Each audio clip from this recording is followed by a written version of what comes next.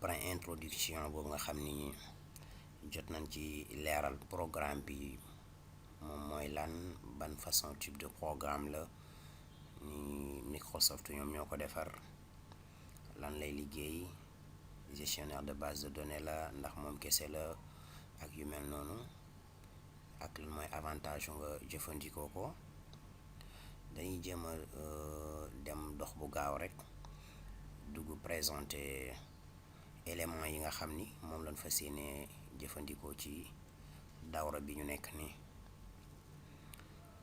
Access comme ni ñu ko xamee gestionnaire de base de données la base de données nag ci dawra bi ñu ngi si gis incha allah lu mat 5 éléments yoo xam te ni bi mu ngi aju ci base de données ak lu jëm ci wàllu idaara ko, maanaam nooy jëfandikoo ak say base de données say information. Éléments yooyu nga xam ni ñoom la war a gis nag te ñu ni 5 la, moom mooy li ñuy tuddee table yi, moom moo nekk fii nii, am lu ñuy tuddee requêtes mu nekk fii, am lu ñuy tuddee formulaire ñoom ñoo nekk nii, am lu ñuy tuddee macro ñoom ñoo nekk nii, ak beneen boo xamante ni bii mu ngi tudd état, moom tamit moom kii ma nekk nii, mais comme état mu fi affiché wu ko. léegi ñu jéem a def benn présentation bu rapide ci 5 compo éléments yooyu. moom exemple gis ko pour ñu gis ko. par exemple premièrement table comme ni nga ko gisee nii lay mel, ay information lay doon yoo xam te bi moom ngay jël defar ko mu nekk base de données bi. base de données bi moom mooy table bi, si la base de données bi yëpp nekk. yeneen éléments yi nga gis lépp moo xam requête la, moo xam formulaire, macro, état, lépp ci kaw table lay aju. donc table kon moom mooy élément essentiel bi nga xam ni mooy mënta ñàkk ci base de données. moom mooy fi nga xam ni si la base de données bi di tegu, lépp si lay tegu. kon da ngay xam ni table yi nii pour nga mën ko defar kon day laaj certaines informations nga am ko d'abord bala ngay commencer defar lu ci jëm, mais dinañ si ñëw incha allah. après ñu jëm ci li nga xam ni moom mooy requête ñu ngi koy wax en arabe isti'lam, mais li ñu ci mën a wax rek mooy requête loo xamante ni bii la da nga koy defar élément la boo xamante ni bii pour demander information sa table, maanaam interroger sa table, poser ko ay question ni ko nangam ak nangam li laa bëgg. nga par exemple fii requête bi lépp lu jëm ci aju ci Dakar, requête bi lu aju ci Kaolack, requête bi lu aju ci vente yi nga xam ni branche bu ne def na ko, nga xam daf lay dajaleel branche bi defal la lépp loo xam te ni vente yoo xam tam aju na ci. après ñu dem ci lu ñuy tuddee formulaire yi. après formulaire benn genre interface la boo xamante ni bii moom ngay utiliser, maanaam utilisateur final bi moom fii daanaka moom lay soxla ki nga xam ni moom ngay defaral base de données bi, moom formulaire bi lay jëfandikool. moom amul, mën na am benn relation, mën naa am bañ am benn relation ak li ñuy tuddee branche ak li ñuy tuddee requête, lépp mën na ko def à travers formulaire bi. parce que mën nga defar formulaire boo xam ne pour requête la, mën nga def formulaire boo xam te ne bii pour table bi ci table directement nga koy def. yooyu yëpp mën na nekk. te boo gisee ci formulaire bi moo xool formulaire bi lii bokkut ak amul requête, mais xëy na je vois ma xool. ok formulaire gis nga yi mu ngi aju ci requêtes yi ci suuf yi. requêtes yi gis nga boo nekkee nii moom moo nekkaat requêtes yi nii. donc lii nii table mën na nekk après mën nga gis ni lii par exemple côté bi lii mooy table bi, lii mooy information yi nga xam ne moo ne ci table bi, branche yi par exemple ci table branche. léegi requêtes yeneen yi gis nga requêtes yi nga xam ne moom nga am fii à côté 5 requêtes yëpp bu si nekk am na fii. donc formulaire bi am na requête, am na table. donc utilisateur final bi wala l'intéressé du jëfandikoo table bi directement wala requête directement, mais formulaire lay jëfandikoo. léegi dinañ comprendre aussi nan la ñuy defee formulaire ak yooyu. mu des beneen kii bi nga xam ni mooy macro bi moom benn genre programme exécutable lay doon boo xam te dafa lay permettre nga ubbi sa formulaire automatiquement. macro da nga koy defar maanaam lënkale ko ak benn formulaire nga xam ne au lieu que ngay ñëw di ubbi formulaire wala ngay def dara da ngay ñëw rek bës ci macro bi mu tëjal la mu daal lay ubbi sa formulaire. par exemple instant bii nii su ma ñëwee bëgg bës macro bi gis nga ubbi laatal na ma formulaire bi. donc c'est ça moo ma ñëm bës ci formulaire bi ubbi tëj wala ma ñëw ci bës ci macro bi ubbi formulaire bi ñooy am. bu dee état nag amul fi benn exemple, mais état genre rapport la maanaam tax de rapport la woon tam da ngay jël ay information yoo am nga préparer ko def ko ci benn état préparer ko pour mën ko imprimer ci feuille. loolu rek daanaka moom mooy njariñam, préparer la rapport nga imprimer ko ci feuille. léegi ñu jéem a xool lan soxla pour créer table comme ni ñu ko xamee moom mooy élément de base bi nga xam ni si la base de données bi di sukkandiku. sa lay dépendre sa base de données sa liggéey jaar yoon sa liggéey ñàkk a jaar yoon, sa base de données 10 wala mu ñàkk a 10 wala ki nga sa utilisateur final am satisfaction wala mu ñàkk koo am, souvent lépp mu ngi dépendre si say table ni nga koy defaree moom, parce que moom mooy élément de base bi. donc kon pour nga am table faaw nga am ay information yoo xam te ne bii mënta ñàkk. par exemple d'abord faaw nga gis ki nga xam ni moom moo soxla nga defaral ko base de données. par exemple pour ma xam ñaata table laa soxla faaw ma xam yan information la ban kii la moom li muy defaral base de données bi lan la, école la, entreprise la, par exemple ministère la wala lu mën ci doon, mais ban genre établissement la daal faaw nga xam ko d'abord. léegi boo xamee ban genre établissement di nga xam ndax dafa am ay branche amul ay branche, ban façon yan façon données la am, yu mel noonu yooyu faaw nga xam ko. si ngay mën a xamee ndax benn table dina doy wala faaw 2 table wala faaw 3 table wala 4 wala 5 ainsi de suite ba 10 table. mais ce qui est plus important mooy faaw waxtaan am entre ki nga xam ni moom mooy soxla base de données bi ak ki nga xam ni moom moo ko war a defar. léegi bu nu amee exemple ñu ni par exemple dama toogoon comme waa Genetech comme lii comme ni ñu leen defaree boutique nii, seen boutique ak seeni branche yu mel noonu. léegi ñun dañoo amoon centre de formation yoo xam te ne bii dafa am ay branche biir Sénégal par exemple. léegi d'abord faaw ma xam par exemple la centre de formation bi yow loo bëgg ma defal la ko. par exemple mu ni ma sama centre de formation dama bëgg nga defal ma information ci branche yi, defal ma information ci li fay jàngale, defal ma ay maanaam préparer ma daal ba ma bëgg lépp branche yi liñ fay jàng ak ña nga xam ne ñoo fay jàngale ak ña nga xam ne ñoo fay jànge dama bëgg base de données boo xam ne tam daal yi daal laa ciy tënku. léegi boobaa ma xoolee ma ni kon dinaa soxla table boo xam te ne bii pour branche yi lay doon, soxla table boo xam te ne pour formation yi ñu fay def lay doon, def kii boo xam te ne bii pour ñi nga xam ne ñoo fay ñëw di jàng lay doon, base de données tam ñu fay ñëw di jàng lay doon, ak base de données ak maanaam base de données table boo xam te ne bii pour ñi fay jàngale. léegi pour ce faire damay war a créer benn base de données bu bees bu bokkul ak bii ñu nekk, parce que base de données bi am na lu ko tax a jóg. léegi nan la ñuy commencer créer base de données, ñoo ngi nii si biir base de données, mais nag ñu def attention créer table ak base de données bokkul. ñun base de données la ñuy créer bu bees nga xam ni si la suñuy table ak yëpp di nekk. léegi pour loolu dañuy ñëw fii def fichier daal di ñëw nouveau. léegi am nañ fi ay type de base de données, ñooy xool bi nga xam ne moom mooy si ñor, mais ñun base de données vide lañu soxla, base de données vide bi lañu soxla. léegi ñun dañuy ñëw fii suñu base de données ban tour lañ koy jox, mën nga ko bind fii direct wala nga ñëw fii nii bés fii pour mën a choisir fi nga xam ni foofu nga soxla sa base de données mu dugg fa. léegi ñun dañuy ñëw fii nii def ko access ci wolof. léegi ñun base de données fii am na benn base de données pour le centre formation Genetech, mais nañ créer kii bu bees tuddee ko branche Genetech. c'est pas beaucoup de pardon.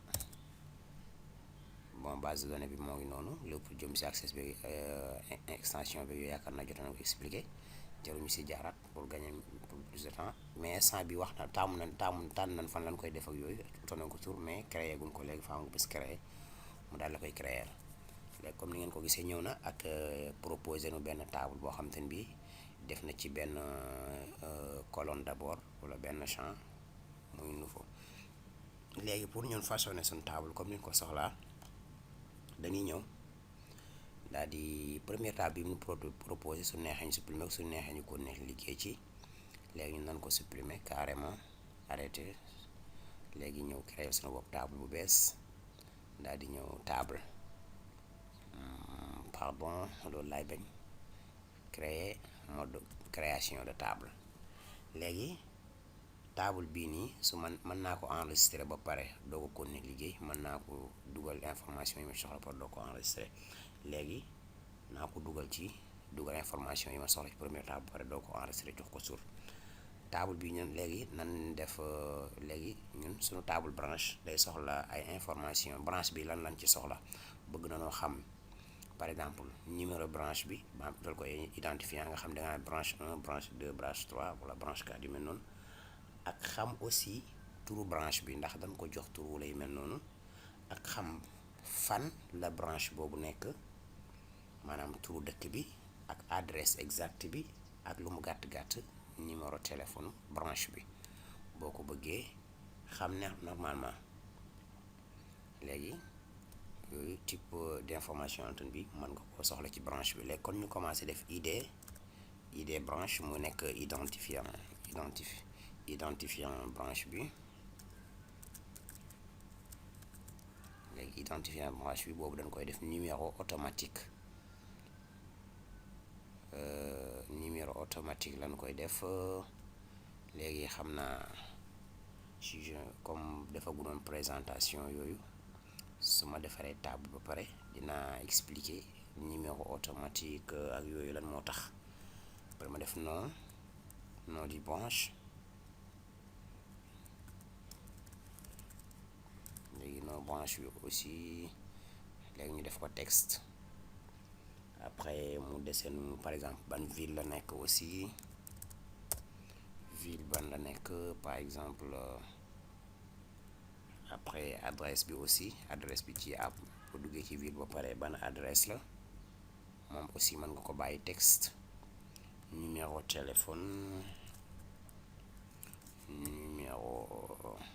téléphone aussi moom aussi mën nga ko bàyyi def ko numérique, moom numérique lay doon. donc yi quelques informations yi loo xam te ne bi table bu njëkk bi léegi déjà am nañ table pare na. léegi table day soxla lu ñuy tuddee clé primaire day identifier benn champ bi nga xam ni wala benn colonne bi nga xam ni kooku boo ko fa defee première li si njëkk gën a am solo moom mooy champ bi nga xam ni dara du fa répété wu. benn information bu fa xis ba dugg même information mënu fa répété wu waat. beneen bu ñuy dem bay def ay relation entre table parce que boo xisee ba am plusieurs table ci benn base de données kon faaw nga mettre leen en relation am rabt leen ñu am benn relation seen biir faaw nga takk lënkale leen. léegi bu ñu leen di lënkale tamit dañuy soxla clé primaire bi. léegi ñun fii ban information lañ fi soxla ni carrément du changer du répété wu. li ci gën a ëpp solo mooy id branche bi nan ko def noonu nga xam ni moom mënta répété wu bëgguñu mu répété wu de toute façon. aussi même numéro automatique le fait que nga def numéro automatique rek cela veut dire que ni du répété wu parce que numéro automatique day tegale numéro day dugal boppam ay numéro te du répété numéro. léegi ñu def benn petite présentation ci type de données yi nga xam mën nga ko am ci ci sa table. premièrement gis nañ ci kaw texte lépp lu jëm ci ay mbind façon bépp bind bu am mooy lettre mooy chiffre wala ay symbole maanaam rumuz yëpp da koy jël te moom mën naa jël ba 255 caractères maanaam xuruf wala ay arqam mën na see jël 255 te façon type d'information yi des yëpp lay jël. même tamit comme texte waaye moom moo gën a yaatu moom yaakaar naa day moo di jël lu mat 2 giga yaakaar naa information.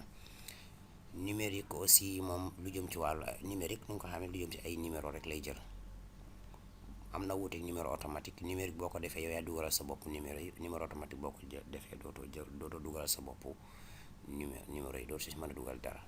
date et heure comme tur bi wuyu la boppam, wàllu date ak wàllu heure rek lay laaj. maam champ bi nga tudde noonu, bi nga def type de données mu nekk date et heure, mënu faa dugalu date et heure. Monétaire moom it lu jëm ci wàllu xaalis rek, façon xaalis bi lay, lu jëm si xaalis ay numéro lay jël, waaye numéro yu bu mu jël da cay def benn kii xaalis, euro, CFA yu mel noonu. numéro automatique moom lan expliqué sànq noonu. oui ou non moom waaw wala déet, da lay defal benn case à cocher. bu dee oui nga coché ko, bu dee noonu nga bàyyi ko noonu. par exemple nit ki fay na wala fayul, nga def case à cocher, oui nga choisir oui ou non, mu def la oui. bu dee fay na nga coché ko, bu dee non nga bàyyi.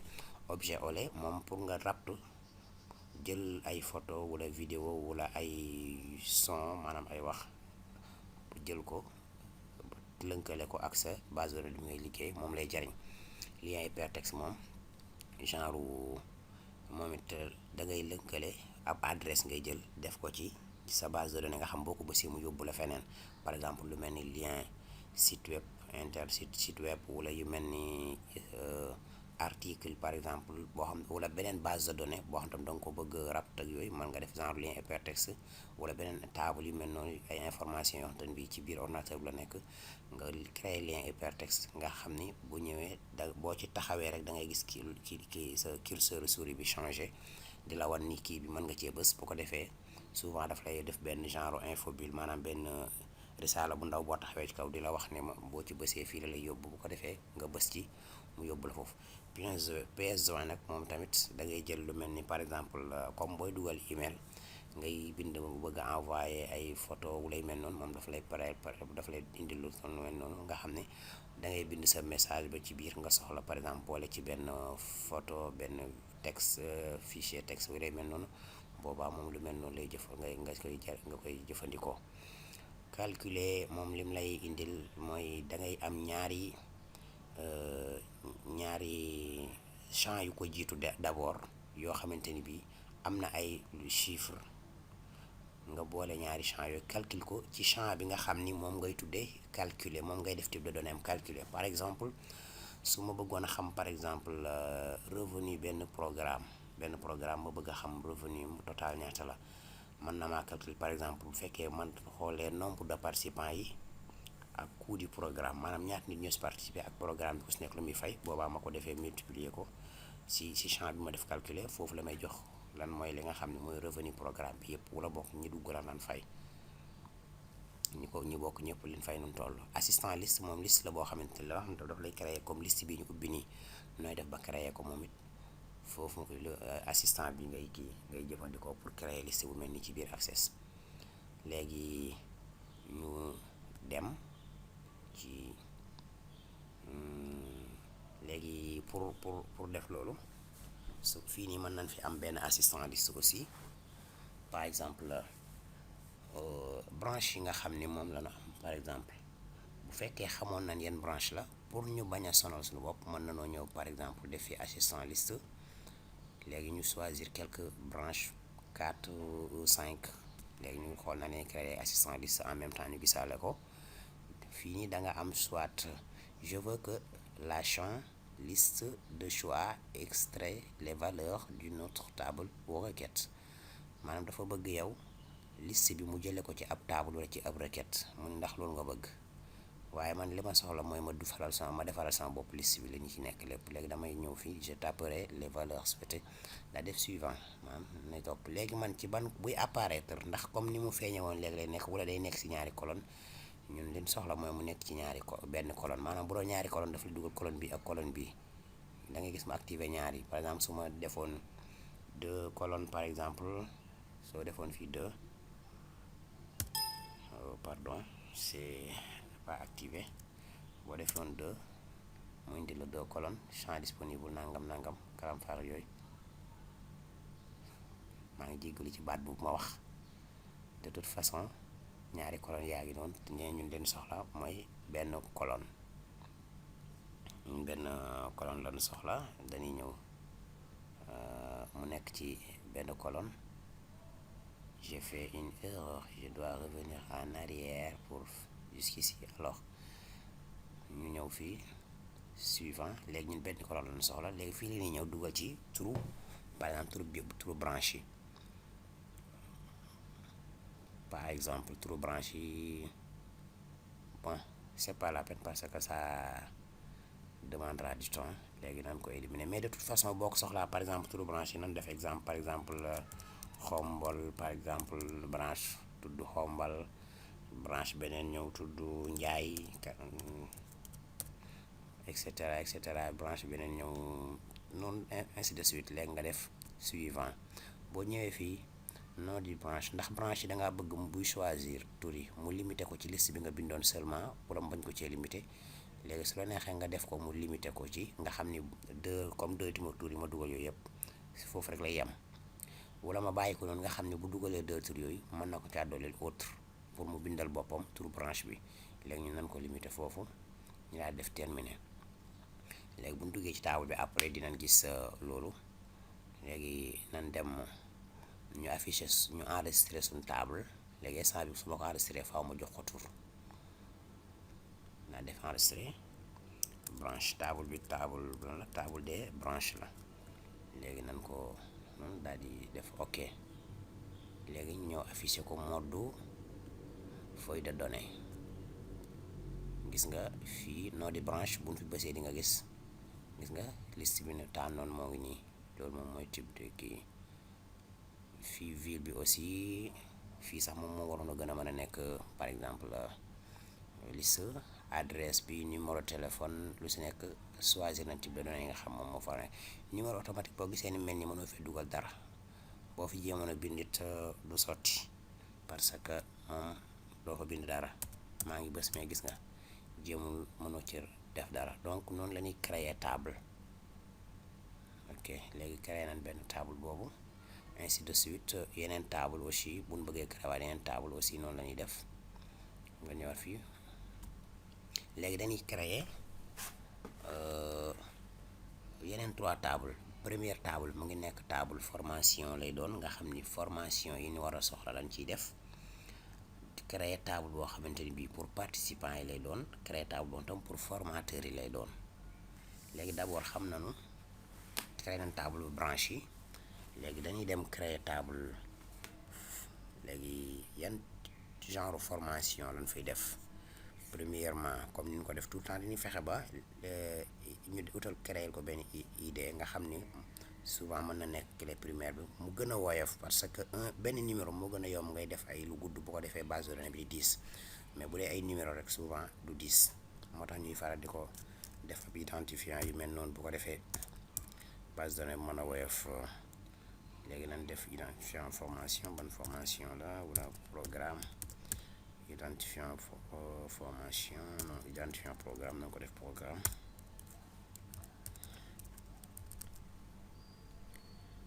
nom du programme. jéggal de bu fekkee damay wax te jàng ci tubaab bi.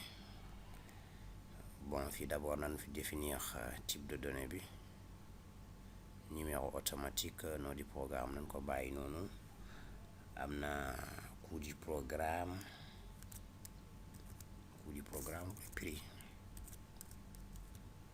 prix bi ñaata la, nga def ko numérique.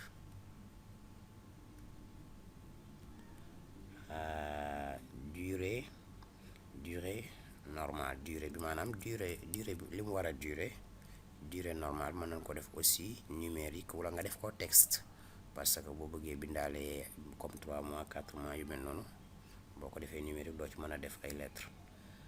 ñu def aussi nombre de date de début, date bi muy commencé, début ban date lay commencé. kon fii date et heure la ñuy choisir parce que ban date la commencé lañ bëgg a xam. fii date bi mu jeex aussi moom it date et heure la ñuy def pour xam ban mën a dugal date bi nga xam ni moom la dugg. léegi ñu bëgg a xam aussi nombre de participants yi ñan lañu, ñan ñoo participer ci programme bi. nombre de mën nga ko def numérique parce que ab nombre lay doon wala waaw nañ ko def nombre de participants. léegi ñu xool aussi revenu programme bi aussi revenu du programme ñaata la génne foofu nañ ko def fii champ bi duñ ko def monétaire wala kii mais dañ koy ñëw def directement calculer mu calculer le nombre de participants yi ak coût du programme. léegi pour ce faire d'abord faaw nga enregistrer table bi parce que boo ko enregistré wul boo ñëwee bëgg a def calculer boo duggee ci champ bi pour calculer da ngay fekk ni amoo dara foofu ay information yoo xam te ne bii mën nga sa sukkandiku pour calculer. naan xool exemple su ma ñëwee gis nga fii nii table 1 bës naa ko mais gisoo fi benn information boo xam te bii si ngay sukkandiku da nga calculer ma chantel wala chantel. donc kon faaw ñu tëj fii ñu ñëwaat fii nii enregistrer table bi tout d'abord. table nu mu tudd table formation. ok clé primaire est fortement recommandé, amul problème. non après dañ ko créer. impossible d'enregistrer une colonne calculée sans une expression valide. ok amul problème. a été léegi nanu def benn arrière nan supprimer ligne bi daal di koy insérer waat de nouveau revenu ma nañ ko bàyyi noonu mu nekk. léegi texte ñu enregistré ko formation clé primaire y a pas de problème dinañ ko créé waat. léegi actuellement mën nañu ñëw def calculer. léegi boo ñëwee gis nga boo ñëwee table formation déjà fii am nga ay information suffisante pour mën ci choisir li nga xam ne moom nga soxla pour mën a calculer. d'abord ñu loon soxla mooy mu calculer le prix programme bi multiplier mën nga ñëw choisir ko fii opérateur arithmétique multiplication multiplier ko par ñëwaat ci formation choisir ci lan par participant nombre de participants. ok jeex na c'est fini. Vous ne pouvez pas affecter le type de données calculées à revenu. Qu'est-ce qui se passe? Ok. Pourquoi?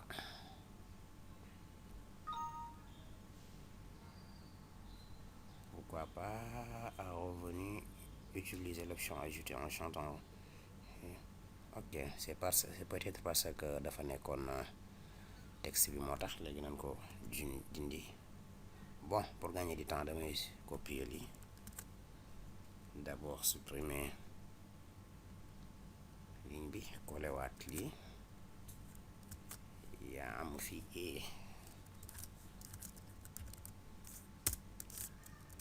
merci beaucoup. ok maintenant damay dem automatiquement def ko calculer. j'espère que cette fois-ci on n'aura pas de problème. encore opération arithmétique multiplication formation participant. ok je crois que cette fois-ci c'est fait. alors enregistrer. donc boo koy def bul changer bul ko jox type de données enregistrer ko pare. léegi boo defee ba war a ci champ bi nga xam ne moom nga war a jox type de données mu nekk calculer enregistrer table ba pare doo ko créer. comme gis ngeen erreur bi mu dikkal. léegi table bi pare nañ ci moom it aussi. léegi mën nañ ko donner clé primaire nañ ko def moom it id bi. xëy na ci kanam mën nañ coo soxla yokk yeneen champ bu demee ci wàllu relation yooyu mais pour le moment fii lañ ci yem. ok ainsi de suite noonu lañuy def pour créer yeneen table yi.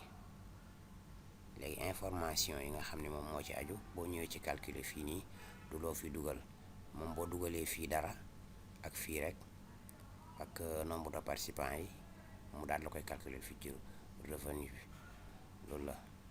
léegi par exemple prix nañ def par exemple prix 50 000 nombre de participants 9 par exemple boo dee rek daf lay indil revenu bi fii calculer ne ko 50 000 prix par 9 450 000 donc noonu la nga xam moom la ñuy créer table propriété table yi tamit yooyu mooy yi nga xam jot nañ cee maanaam type de données yi nga xam moom la table yi jël tamit loolu la. léegi le reste ci yeneen table dinañ ko créer mais dañuy bañ vidéo bu gudd, après bu ñuy ñëwaat ci beneen vidéo ñu dugg ci li nga xam ni mooy aju si wàllu type de données yooyu. type de données yi ñu gis yenn ci propriété yi type de données yooyu nga xam ni moom la ñuy jëfandikoo comme calculer texte yu mel noonu. type de propriété bi nga xam mooy ne ci suuf, par exemple boo ñëwee fii nii afficher table bi mode création type de données yi fii nii ci suuf lii fii feeñ nii nga xam ni saa boo bësee ci benn type de données day changer fii ci suuf day changer nga gis ni muy changer lan moo lan fii lan la ñuy mën a jariñoo fii dinañ ko gis incha allah. pour le moment nan taxawandi foofu wa axiru daawana an alhamdulillahi rabbil alamin.